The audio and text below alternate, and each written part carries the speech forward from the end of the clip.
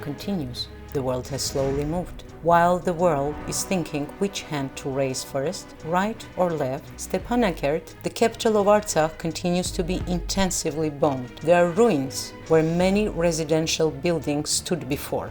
Aliyev's generals may have thought that people in Artsakh, in Stepanakert, live in military facilities, and so they bombed their apartments. The same is in Shushi, Hadrut, Martakert, and Martuni. Many people were killed and wounded. And Israel, a naughty boy, in the first days of the war from October 1st to October 3rd, continued to supply weapons to Azerbaijan, pretending it would need them in the midst of the war to spray cornfields.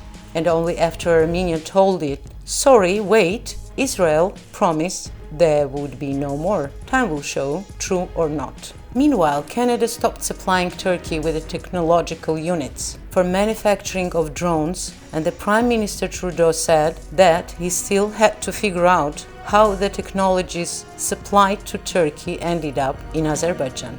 In the video materials distributed by the Azerbaijani armed forces, Canadian experts recognized their systems on drones. Efficient Turkey paid in advance for the weapon of murder of Armenians so that when it is fully ready, they attack it. That is Azerbaijan. A beautiful lie can pass for the truth. So they go ahead, fully aware that in response Artsakh will hit the military targets of Azerbaijan, which may be located near civilian objects. Aliyev is not in a hurry to withdraw his citizens from there. Sacrifices may be favorable for him, even among his own citizens, for propaganda purposes.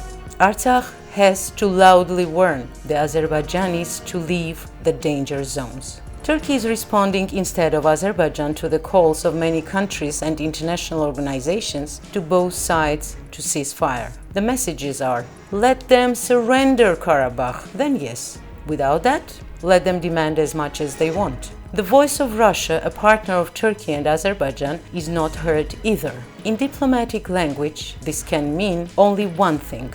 The South Caucasus can no longer be considered a zone of Russian influence. There is already a new player there. Russia and other countries have to think about it. And to the statements of the Armenian side that Azerbaijan is using types of weapons prohibited by international conventions and is actually waging a terrorist war, the world is still silent. The answer is the same. The call of the US Deputy Secretary of State began for early ceasefire and close cooperation with the Minsk Group co-chairs. Meanwhile, people are being blown up. Maybe the whole world is already a zone of Turkish influence, and it is no longer only in the South Caucasus. There are more questions than answers. Aerial attack warning sirens are heard throughout Karabakh. Turkey is counting on a humanitarian disaster. It is waiting.